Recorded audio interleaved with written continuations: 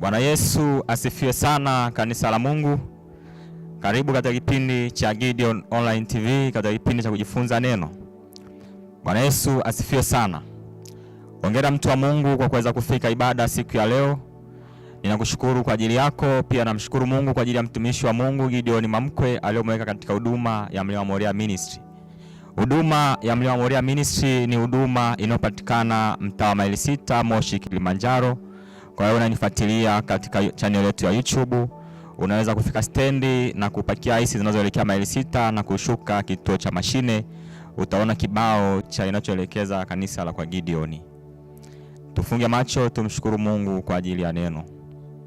Inua mikono yako juu kabisa.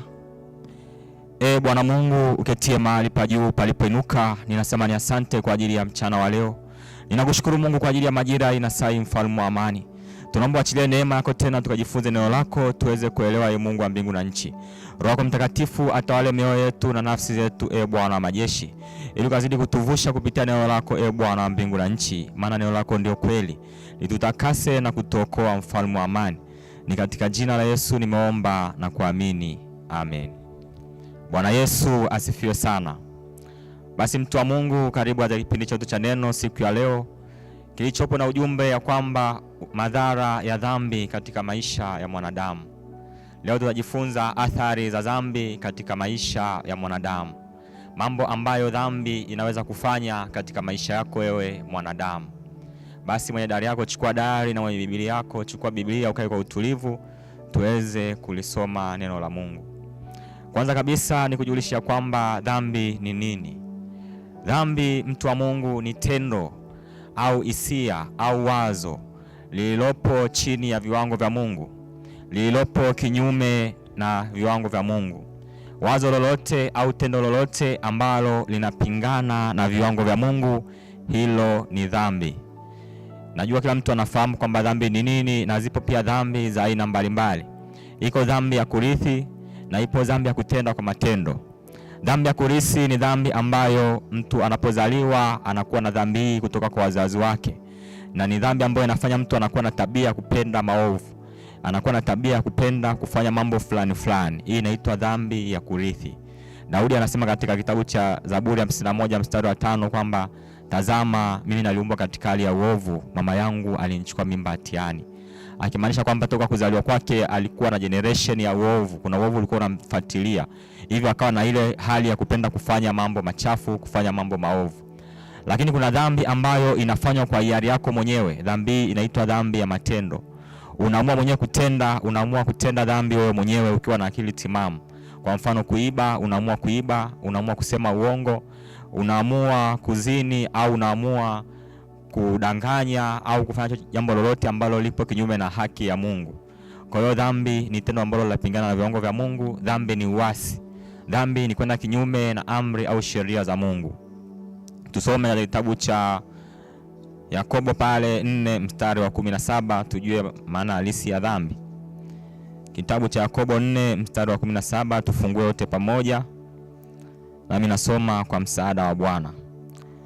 Neno la Bwana linasema katika Yakobo 4:17, basi yeye ajuaye kutenda mema wala hayatendi, kwake huyo ni dhambi. Narudia, basi yeye ajuaye kutenda mema wala hayatendi, kwake yeye huyo ni dhambi. Kwa hiyo tunaona mtu wa Mungu ambaye anajua kutenda mema alafu hayatendi, kwake mtu huyo inatamkwa kwamba ni dhambi. Ikiwa kuna jambo jema ambalo unafahamu kwamba unabidi ulitende namna hii ndio liwe ni jema, lakini wewe haulitendi, kwako inajulikana kama dhambi. Jambo hilo tunalisema ni dhambi mbele za Mungu. Utaona neno la Mungu linasema kwamba anayejua kutenda mema, unayejua kufanya mambo mema alafu uyafanye, kwako wewe inaitwa dhambi. Kwa hiyo dhambi yako itakuwa inakushtaki kwamba jambo hili ni dhambi, jambo hili ni kinyume na sheria za Mungu, jambo hili linapingana na viwango vya Mungu. Basi nikuonyeshe mambo kadha wa kadha ambayo dhambi inafanya katika maisha ya mwanadamu. Jambo la kwanza, dhambi katika maisha ya mwanadamu inaathiri sana utu wa ndani kuliko ule utu wa nje. Mtu mwanadamu anapotenda dhambi inamuaffect moyo wake, inaharibu ule moyo wa mwanadamu, anakuwa anaona ni kawaida kutenda maovu. Unapotenda dhambi mwanadamu unakuwa unaona kwamba kufanya maovu ni jambo la kawaida. Kwa hiyo dhambi inakuwa inaathiri sana utu wa ndani wa mwanadamu kuliko ule utu wa nje. Bwana Yesu asifiwe sana. Kwa hiyo basi utaona kwamba dhambi inapoingia kwa mwanadamu au unapokuwa unatenda dhambi, jambo ambalo la kwanza dhambi inafanya, inatengeneza mtu wa aina nyingine. Kama ilivyo wokovu unaandaa mtu au kutengeneza mtu wa aina nyingine. Wanasema kwamba ukimpokea Yesu Kristo umekuwa mwana wa Mungu. Katika kitabu cha Yohana 1:12 anasema bali wote waliompokea aliwapa uwezo wa kufanyika watoto wa Mungu. Au ukisoma katika Wakorintho wa pili 1 pale, Wakorintho wa pili 5:17 anasema kwamba basi tazama, mtu akiwa ndani ya Kristo amekuwa kiumbe kipya. Ya kale yamepita, tazama amekuwa mapya. Mapya nini? Ni maisha mapya. Utajifunza kuacha dhambi, utajifunza kutenda mambo mema, utajifunza kutembea katika kweli ya Mungu. Kwa hiyo utaona kwamba wokovu unamtengeneza mtu mpya. Unapomkubali Yesu Kristo kwa Bwana na Mwokozi wa maisha yako, ya kale yanakuwa yamepita, unakuwa kiumbe kipya. Kwa hiyo kama ilivyo wokovu unatengeneza mtu mpya, hivyo dhambi inatengeneza aina nyingine ya mtu. Inatengeneza toleo la mtu ambaye amwamini Mungu. Inatengeneza toleo la mtu ambaye kutenda mambo maovu anaona ni kawaida, anaona ni jambo jema. Kwa hiyo dhambi, kitu cha kwanza, inaathiri moyo au inaharibu ule utu wa mtu wa ndani. Na pia utaona kwamba unapotenda dhambi ni moja kwa moja kwamba inakubadilisha, unakuwa katika viwango ambavyo sio vya Mungu. Unakuwa katika sura au mfano ambao sio wa Mungu. Mungu alipomuumba mwanadamu alisema tumfanye mtu kwa mfano wetu na sura yetu. Mtu wa kwanza aliyeumbwa Adamu pamoja na Hawa walifanywa kwa sura na mfano wa Mungu. Lakini baada ya kutenda dhambi unaona wanaingia mkataba direct na shetani. Kwa hiyo mtu wa Mungu ukitenda dhambi unakuwa una ile sura na mfano wa Mungu. Unakuwa una ile nguvu ya uungu ndani yako. Ndio maana Yesu Kristo mwana wa Daudi alikuja ili kurejesha ile sura na mfano wa Mungu katika mwanadamu. Kwa hiyo Yesu alikuja kufanya uumbaji mpya. Anasema katika Waebrania kwamba tazama, hili ni agano jingine. Wao watakuwa wanangu nami nitakuwa Mungu wao. Kwa hiyo tunaona kwamba anabadilisha kwamba ile sura na mfano wa Mungu ambaye Mungu alimuumba mwanadamu, lakini alipotenda dhambi matendo yake yalibadilika au maisha yake yalibadilika akawa na sura na mfano ambao sio wa Mungu. Yesu anakuja kurejesha tena upya. Twende tukasome katika kitabu cha Mwanzo pale 3 tuone namna ambavyo mtu wa kwanza alitenda dhambi akaweza kukutana na mambo kadha wa kadha ambayo yalitesa maisha yake. Kitabu cha Mwanzo tufungote Mwanzo 3 mstari wa 6 mpaka wa 13. Alafu nitaruka nitaenda 17 mpaka 19.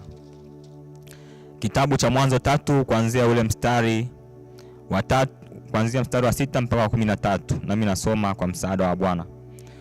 Mwanamke alipoona ya kuwa ule mti wafaa kwa chakula, wapendeza macho, nao ni mti wa kutamanika kwa maarifa, basi alitoa katika matunda yake akala, akampa na mumewe naye akala. Wakafumbuliwa macho wote wawili, wakajijua kuwa wa uchi. Wakashona majani ya mtini, wakajifanyia nguo. Kisha wakasikia sauti ya Bwana Mungu akitembea bustanini wakati wa jua kupunga. Adam na mkewe wakajificha kati ya miti ya bustani, Bwana Mungu asiwaone. Bwana Mungu akamuita Adamu akamwambia, uko wapi? Akasema, nalisikia sauti yako bustanini, nikaogopa, kwa kuwa mimi ni uchi, nikajificha. Akasema, ni nani aliyekuambia kuwa uchi?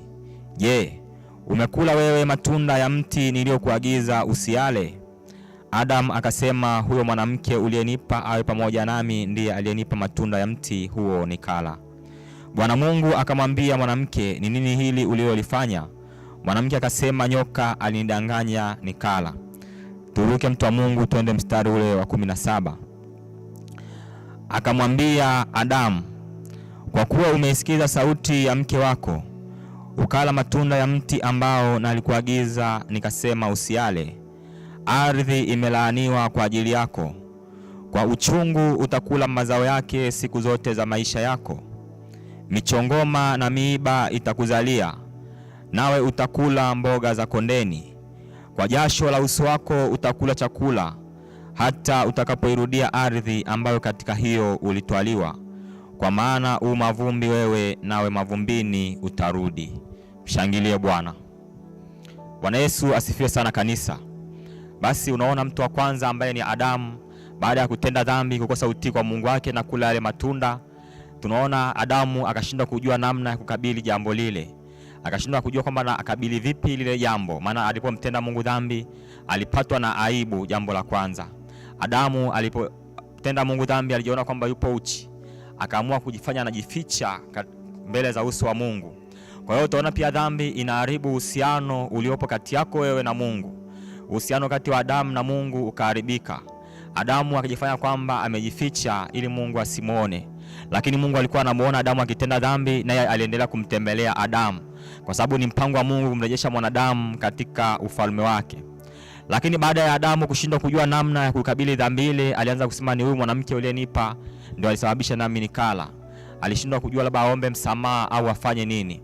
Kwa hiyo Adamu alikuwa na mashaka kwa sababu aligundua tayari ameshamtenda Mungu dhambi. Jambo lingine utaona kwamba dhambi ilimfanya Adamu kutembea katika laana. Hivyo mtu wa Mungu, hata sasa hivi mtu yote unayetenda dhambi, mtu yote unayeendekeza matendo maovu, unatembea chini ya laana. Ukitenda dhambi ni dhahiri ya kwamba unatembea chini ya kifungo fulani. Unapofanya dhambi unajiingiza kwenye laana. Unapofanya dhambi unakuwa umesaini mkataba wa moja kwa moja kati yako wewe na shetani. Kwa hiyo Adamu alipomtenda Mungu dhambi, shetani akaingia mkataba wa moja kwa moja wa kumshughulikia mwanadamu. Yale mambo ambayo anapata kirahisi akaanza kuyapata kwa ugumu. Utaona Adamu akaondolewa katika bustani ya Edeni, akaambiwa kwamba utaenda kuilima ardhi ambayo kwa hiyo ulitwaliwa. Kwa hiyo jambo lingine utaona kwamba dhambi inaleta ugumu wa maisha. Dhambi inakusababishia wewe kuondoka katika utaratibu ambao Mungu amekuwekea. Yale mambo ambayo Mungu alipanga kukupa, zile baraka ambazo Mungu alipanga kukupa, ulikuwa unazipata kirahisi. Unapomtenda Mungu dhambi, anakuondoa katika ule utaratibu wa kukupa baraka au wa kukupa vitu kutoka kwake. Maana yake dhambi zinaondoa baraka za Mungu juu ya maisha ya mwanadamu. Ulikuwa unapata maisha kirahisi, fedha kirahisi, kazi kirahisi, watoto wanafaulu shuleni kirahisi, ndoa yako ilikuwa inaenda kirahisi, lakini unapomtenda Mungu dhambi, unaanza kukutana na ugumu kwenye maisha yako. Unakutana na ugumu kwenye biashara. Unaona Adamu vile vitu ambavyo alikuwa anavipata kirahisi akaanza kuvipata kiugumu. Akaanza kuilima ardhi, akaanza kula kwa jasho. Mwanamke akaambiwa atazaa kwa utungu. Kwa hiyo dhambi inaleta mateso mbalimbali juu ya maisha ya mwanadamu. Ingawa dhambi inaonekana ni tamu unapoifanya, lakini ina madhara makubwa sana katika maisha ya mwanadamu. Hivyo basi Adamu akatembea chini ya laana ya dhambi, akaanza kuishi katika maisha ambayo hayampendezi Mungu. Jambo lingine, dhambi inaleta mauti. Utaona kwamba baada ya Adamu kumtenda Mungu dhambi, anamtoka katika bustani ya Edeni, anamwambia kwamba wewe mavumbi wewe na mavumbini utarudi. Ukisoma hii chapter vizuri utagundua kwamba aliweka pia na upanga wa moto kumtenganisha asirudi kwenye ule uzima au kula matunda ya mema akawa na uzima tena milele. Kwa hiyo dhambi inaleta mauti. Mwanadamu unapotenda dhambi unaingiza mauti katika maisha yako. Mauti ya biashara, mauti ya kazi, mauti ya mambo mengi mbalimbali, mauti ya mifugo yako, mauti ya maisha yako ambayo alikuwa unafanya yanaenda kirahisi yanaanza kuwa magumu. Mauti kwenye ndoa, unaleta mauti kwa watoto wako shuleni na sehemu mbalimbali. Kitabu cha Warumi 6 mstari wa 23 maandiko yanasema kwamba bali mshahara wa dhambi ni mauti, lakini karama ya Mungu ni uzima katika Kristo Yesu Bwana wetu. Kwa hiyo tunaona kwamba mshahara wa dhambi ni mauti.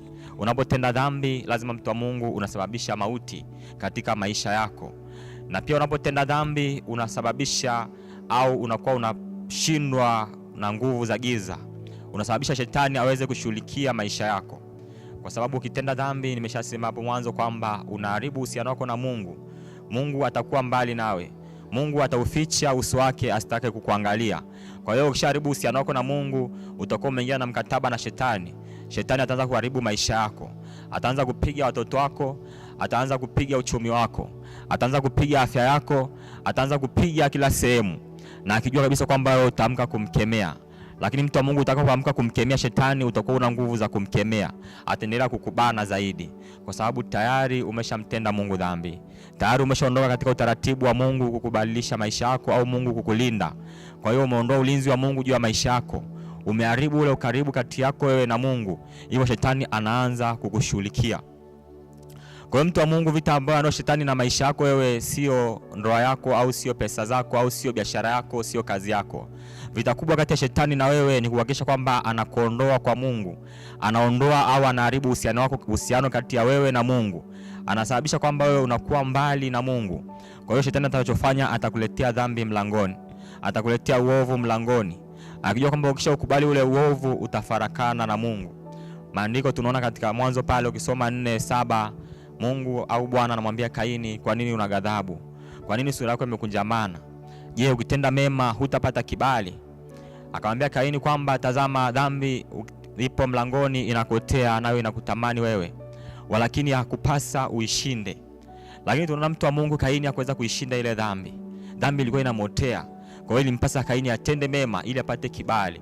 Kwa hiyo mtu wa Mungu, dhambi ina madhara makubwa sana katika maisha ya mwanadamu. Tusome katika kitabu cha Isaya 59. Kitabu cha Isaya 59 mstari ule, Isaya 59 mstari ule wa kwanza na wa pili. Isaya 59 mstari ule wa kwanza na wa pili, tukasome tuko pamoja. Kitabu cha Isaya 59 mstari ule wa kwanza na wa pili. Nami nasoma kwa msaada wa Bwana. Tazama, mkono wa Bwana haukupunguka, wala usiweze kuokoa, wala sikio lake si zito hata lisiweze kusikia. Lakini maovu yenu yamewafarakisha ninyi na Mungu wenu, na dhambi zenu zimeuficha uso wake msione, hata hataki kusikia. Bwana Yesu asifiwe sana. Utaona pia dhambi inafanya Mungu aufiche uso wake. Mungu asitazame maombi yako. Mungu asitaki kusikia yale unayoomba au yale unayomweleza. Dhambi inaharibu dhamira ya mtu. Inakufanya mtu uwe na dhamira chafu. Inakufanya mtu aanze kuona mambo ya Mungu, unakuwa mtu wa kujilaumu muda wote. Kwanza unakosa hata ujasiri na ushujaa kusimama mbele za watu unaoishi nao. Tunaona katika kitabu Daudi alipomtenda Mungu dhambi, akaanza kuwa na hofu. Akaanza kushindwa kusimama mbele ya maadui zake. Hivyo hata leo mtu wa Mungu, unapomtenda Mungu dhambi, unashindwa kusimama mbele ya maadui zako. Unashindwa kusimama mbele ya watesi ambao wanakuinukia juu ya maisha yako. Unakosa kujiamini, unakosa ujasiri, na pia utaanza kuenda mbali na mambo ya Mungu. Kama ulikuwa unahudhuria ibada kila siku, unapomtenda Mungu dhambi, utaanza kuvaliwa na roho ya kusema kwamba leo sitakwenda ibada. Kama kuna online, utasema ngoja leo nifuatilie online. Utafuatilia online, na ukiona watu wanaanza kutubu, utasema nalo ili kanisa la tubu kila muda. Utaacha, utafunga, na kesho kutwa pia hutakuja kanisani kwa sababu umemtenda Mungu dhambi. Unakuwa unajifanya kama unakimbia mambo ya Mungu. Unajifanya kama unakimbia matendo yako yasije kuonekana. Lakini leo nina habari njema ya kwamba ipo damu ya Yesu ambayo inaweza kukutakasa, ukaanza upya na Bwana, ili ukaepuka madhara haya makubwa ya dhambi. Kwa sababu dhambi inaaibisha. Dhambi inaaibisha maisha ya mwanadamu, inamfanya mwanadamu apite katika maisha magumu. Inaondoa utaratibu wa Mungu kubadilisha maisha yako, utaratibu wa Mungu kubariki maisha yako. Kwa hiyo inakupitisha katika jangwa. Mwanadamu ukimtenda Mungu dhambi, utapita katika jangwa. Hivyo pia utaona kwamba dhambi inaweza kuleta adhabu ya Mungu juu ya maisha yako na hata kizazi chako. Unapomtenda Mungu dhambi, unaua au unazini au unamsengenya jirani yako, au unakuwa una fitina ndani ya mtu, inaleta uovu katika maisha ya familia yako na wewe mwenyewe. Ukienda kusoma katika kitabu cha Yoshua pale 7, utaona yuko mtu mmoja anaitwa Akani mwana wa Zabdi. Alichukua vitu akavificha vya madhabahuni, akaenda kuvificha kwenye mchanga. Lakini pale Mungu aliachilia adhabu juu yake. Akapigwa yeye pamoja na mifugo yake. Yoshua akamwambia Akani, kwa nini umetufadhaisha hivi? Akampiga yeye pamoja na mifugo yake, mpaka na kuku na ng'ombe na kila kitu kilichokuwa nyumbani kwake chenye uhai kikateketezwa. Kwa hiyo dhambi ile ikapata kuleta adhabu juu ya maisha ya Akani. Ukisoma pia habari za Sauli katika Samueli wa kwanza pale 15:22, utaona kwamba Sauli anamtenda Mungu dhambi, anakosa utii kwa Mungu wake. Baada ya kumkosa utii kwa Mungu wake, Mungu anamwambia kwamba hutakuwa tena mfalme. Japokuwa Sauli alikuja kulia kwa machozi, lakini bado Mungu alimkataa, akasema kwamba nimemkataa Sauli asiwe mfalme. Kwa hiyo dhambi inaweza kuondoa utaratibu ambao Mungu ameweka juu ya maisha yako. Dhambi inakufarakanisha wewe na Mungu. Unapofanya dhambi, unaingia mkataba wa shetani, hivyo shetani atashughulikia maisha yako. Lakini ipo damu ya Yesu Kristo mwana wa Daudi.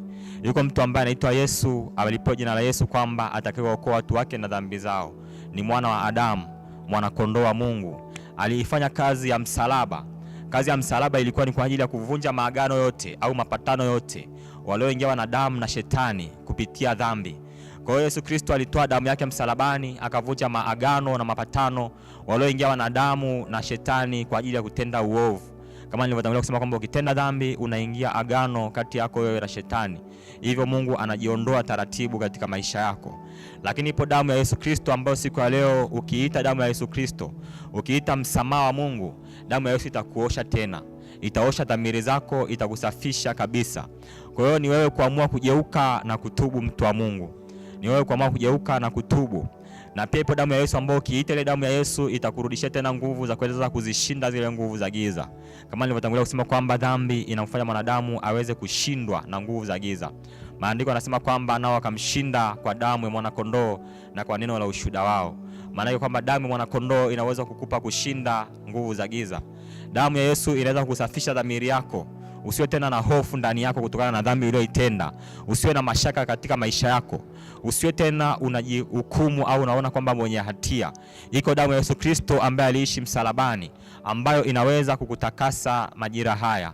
Hivyo mtu wa Mungu, ninakusia kwamba rejea kwa Bwana. Muite Yesu naye atakutakasa. Iite damu yake nayo itakuosha, kwa sababu damu ya Yesu usafishe kabisa. Hakuna kiwango au hakuna aina ya dhambi ambayo damu ya Yesu haiwezi kutakasa. Hakuna dhambi ambayo damu ya Yesu haiwezi kukuosha au kusamehe maovu yako. Kwa hiyo mtu wa Mungu, namna ya kukabili dhambi uliyoitenda, namna ya kukabili dhambi zilizotendwa na mababu na mabibi ni kwa kupitia kumkiri Yesu Kristo kama Bwana na Mwokozi wa maisha yako na kuitoa damu yake ya msalaba na kuweza kujitakasa. Kwa sababu kazi ya msalaba ilikuwa ni kuvunja mapatano yote yaliyofanyika kati ya mwanadamu na shetani kupitia dhambi. Unapofanya dhambi unafanya agano na shetani moja kwa moja. Lakini ukitubu, ukimuita Yesu Kristo mwana wa Daudi, utakuwa umeokoka. Utakuwa kiumbe kipya. Maandiko yanasema, tazama, mtu akiwa ndani ya Yesu Kristo amekuwa kiumbe kipya. Ya kale yamepita, tazama amekuwa mapya. Kwa hiyo mtu wa Mungu, ukimkiri Yesu na kujisafisha kwa damu ya Yesu, utakuwa na maisha mapya. Utaanza kuishi maisha ya utakaso, maisha ya utakatifu, maisha yasiyokuwa na dhamiri chafu. Utaishi maisha yenye dhamiri njema, na pia utaumbwa upya. Utakuwa na sura na mfano wa Mungu. Ukimkubali Yesu Kristo atakukubali wewe, na wewe pia utakuwa na sura na mfano wa Mungu. Maana Yesu anasema kwamba wote watakao nikiri mimi watakuwa wanangu na mimi nitakuwa Mungu wao. Anasema kwamba wote waliompokea aliwapa uwezo wa kufanyika watoto wa Mungu, ndio wale waliaminio jina lake.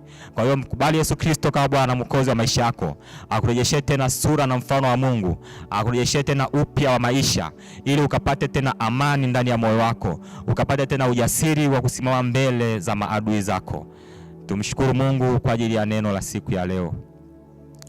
Bwana Mungu, tunakushukuru kwa ajili ya kipindi hichi na saa hii, mfalme wa amani. Tunaendelea kuomba Bwana, damu yako ioshe mioyo yetu na fahamu zetu, Bwana. Maana tumekutenda maovu mengi kwa kujua au kutokujua, lakini majira tunaomba ututakase na kutuosha, mfalme wa amani. Tunajikabidhi mikononi mwako, Bwana. Tunaomba Mungu siku ya leo ukawe Bwana na Mwokozi wa maisha yetu, Yesu Kristo mwana wa Daudi. Tukaanze maisha mapya katika mioyo yetu na nafsi zetu na kutembea kwetu, ili tupate kuwa na sura na mfano wa Mungu, ili urejeshe tena ule uungu uliomuumbia mwanadamu katika maisha yake. Bwana, tuko mbele zako, tunaomba Bwana ututakase kwa damu yako. Ni katika jina la Yesu nimeomba na kuamini. Amen.